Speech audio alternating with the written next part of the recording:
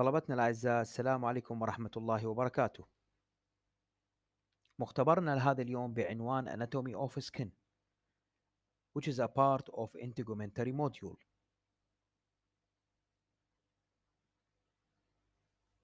Integumentary system composed of many parts, being the largest of them the skin, the largest organ of the body. The integumentary system is comprised of organs that are outermost protective covering of the human body, the skin and its various derivatives. The integumentary system protects against many threats such as infection, abrasion, chemical assault, and radiation damage. In humans, the primary organ of the integumentary system is the skin. Along with the skin, several other glands and different sensory units like somatosensory receptor and nociceptor are also part of this organ system. The integumentary system is composed of skin and its appendages, subcutaneous tissue, deep fascia, mucocutaneous junctions, and breast. First of all, the main organ of integumentary system, as we tell before, is the skin. The skin is the largest organ in our body. It covers about up to 2 square meter of the body surface area and contains numerous glands and sensory units. The skin is continuous but structurally different from the mucous membrane that lines the buccal cavity. Mucous membrane اللي تغطي لنا البوكال كافيتي الماوث from inside هي استمرارية للسكن but differ structurally. Structurally, again, the skin is a multicellular organ composed of two distinct layers of tissue. The outer is epidermis, developed from the ectoderm, and the inner dermis derived from the mesoderm. بهذه الصورة راح نشوف الابيديرمس اللي هو part outermost part of the skin. It is a small part, a thin part. Then inner to it we have the dermis. Innermost, innermost we have the hypodermis or called the superficial fascia. The dermis is a stratified epithelium and usually quite thin in comparison to the dermis. It is the outer layer of skin that has no blood vessel supply, and the cells in the squamous epithelium receive vessel blood via diffusion. إذا اللي المفروض نعرفه من هذه المنطقة الابيديرمس, it is the outermost, it is thin in comparison to the dermis, and it contains no blood vessels. Functions of epidermis. Since keratin, which is a part of the epidermis, is tough and insoluble in water, the keratinized stratum corneum protect against mechanical injuries, fungal and bacterial attacks, and loss of body moisture. Melanin in the epidermis protect dermis and other internal organs against exposure to ultraviolet rays and its damaging effects. The epidermis is also responsible for the synthesis of vitamin D under the exposure of ultraviolet rays from the sunlight. The Langerhans cells found in the epidermis are a part of the skin immune system and protect against foreign antigens. The sensory cells and receptors in the epidermis are responsible for the sensation of the skin in the skin. Now, inner to the epidermis we have the dermis. The dermis, or sometimes called the corium, which is the inner layer of the skin, is comparatively thicker than the epidermis. It composed of fibrous connective tissue and contain many blood capillaries. وهنا نشوف الفرق بينها وبين الابيديرمس. Lymph vessels, muscle fibers, nerve fibers, sense organs, and elastic fibers which bring the skin to its normal shape. هذه النقطة اللي تفرق بشكل واضح الديرمس عن الابيديرمس. Pigment cells and melanocytes are mostly located in the dermis, although sometimes pigment granules are also found in the epidermis. Fat may accumulate as reserve food in specialized cells, called adipocyte, in deeper parts of the dermis and subcutaneous tissue. Different glands, like sweat gland and sebaceous gland, are also present in the dermis. Functions of the dermis are as the follow. The blood vessels present in the dermis provide nourishment and waste removal from its cells as well as from the base of the epidermis.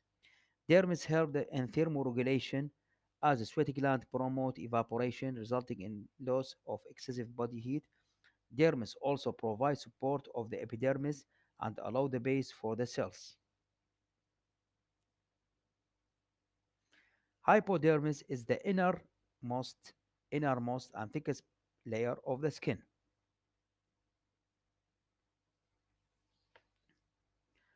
This layer consists of cells like fibroblast هذه علي من نحكي الhypodermis, fat cells, connective tissue, larger nerves and blood vessels and macrophages. The purpose of hypodermis is to attach the skin to the underlying bone and muscle as well as supplying the other layers of skin with blood vessels and nerves.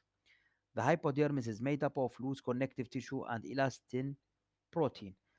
The thickness of this layer differs in different parts of our body and is also significantly different in males and females. It is thickest in the shoulder and abdomen in men, while in females it is thicker in the hip and thigh. Functions of hypodermis: it contains a large amount of fat which function as energy storage. The thick layer protect the external agent and also act as an insulator protecting against cold. This layer provides attachment between the epidermis and dermis to the internal organs in the body. An appetite regulating hormone called leptin is also synthesized in the fat cells in the hypodermis layer.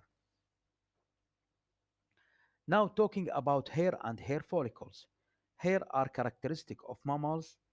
They may cover the entire body or may be reduced to patch of scattered hairs as in human. Hair are cornified epidermal products of the integument. All the hairs on the surface of the skin are periodically lost by molting and are replaced by new sets of hairs. بهذه الصورة راح نشوف الهير فوليكل وراح نشوف الهير شافت اللي هو خارج السكن اللي emerging from the skin وراح نشوف الاتاجد المسلز السمول مسلز اللي نسميها اريكتيبيلي مسلز وراح نشوف السبيشيوس اويل جلاند سبيشيوس جلاند. هذه الصورة أيضا واضحة. hair erector muscles sebaceous gland. هذه الهير فوليكل اللي هي تكون embedded within the skin والهير شافت اللي هي emerging from the skin. بهذه الصورة راح نشوف النيل اللي هو part of integumentary system. النيل composed of nail plate which is the main part of the nail. Proximally we have the proximal nail fold between the skin and the nail with a small part called the cuticle. Then we have the lunula اللي هي المنطقة المحدبة البيضاء اللي نشوفها بالأظفر. Then anteriorly or more distally we have the free edge of the nail. Below the proximal nail fold, deeply we have the nail root and nail matrix. Below the nail plate we have the nail bed. إذا نشوف النيل from above راح نشوف البروكسيمال. From proximal to distal we have the proximal nail fold, cuticle, lunula. We have then the nail plate with the lateral nail fold, and distally we have the free edge of the nail. Last part to be discussed of integumentary system is the mammary glands, the breast. This is a characteristic of mammals. These are compound tubular glands that produce milk during lactation period to feed infants. These glands are present in all mammals and are rudimentary and non-functioning in men. In humans, these glands develop at puberty by the action of growth hormone and estrogen. However, in other primates to be known, breast development usually happens after the pregnancy, only after the pregnancy. Structures of the mammary gland. Mammary glands are structurally tear-shaped and are composed of glandular tissue, fibrous tissue, fatty tissue, and blood supply. An adult female breast consists of around 20 lobes of glandular tissue, where each lobe is made up of several lobules that radiate around the nipple. Each of these lobules is composed of a group of alveoli that terminate into small ducts, which collectively form large excretory ducts called lactiferous duct. These ducts, supported by the dense connective tissue converge toward the center of the breast to form reservoirs or milk, also called lactiferous sinus. From each of these sinuses, a single duct arises to opens into the nipple. As a function of mammary glands, the primary function of mammary glands is to provide nourishment to the infant throughout breastfeeding. In addition to their primary functions of providing nutrients to the infant, breast are also has also social and sexual prominence. Breast and especially the nipples are an erogenous zone. Thank you very much for listening.